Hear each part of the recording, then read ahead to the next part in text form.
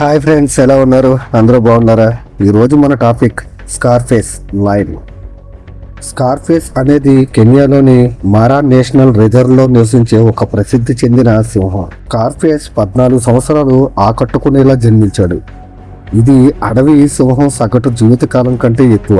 2007లో జన్మించిన స్కార్ఫేస్ అనే సింహం తన జీవితకాలంలో సుమారు 400 పైగా హైనాలు, 130 మగ సింహాలను చంపినందుకు ప్రసిద్ధి చెందింది.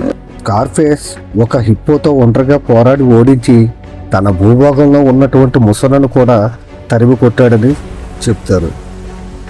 కానీ కొన్ని కథనాలు తన విజయాన్ని ఆసక్తిగా చేశాయి. తన చేత చంపబడిన సంఖ్య పెరుగుతూనే ఉంది. తన బలమైన ఆధిపత్యం స్కార్ఫేస్ యొక్క ఖ్యాతిని బాగా స్థిరపడింది.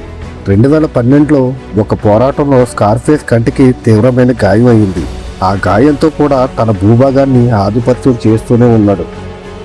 స్కార్ఫేస్ తన ఆధిపత్యానికి మాత్రమే కాకుండా రక్షకుడిగా, ఒక పక్క తండ్రిగా కూడా తన పాత్రకు గౌరవించబడ్డాడు. పర్యాటకులు మరియు వన్యప్రాణుల ఫోటోగ్రాఫర్లు అతని గంభీరమైన ఉనికికి మంత్రముగ్ధులయ్యారు. గాయాలతో అనేక సవాళ్లను ఎదుర్కొన్నప్పటికీ అతను పూర్తి జీవితాన్ని గడిపాడు. అడవికి సింహం సగటు జీవితకాలం కంటే ఎక్కువగా జీవించాడు మరియు జూన్ 2021లో సహజ కారణాల వల్ల మరణించాడు.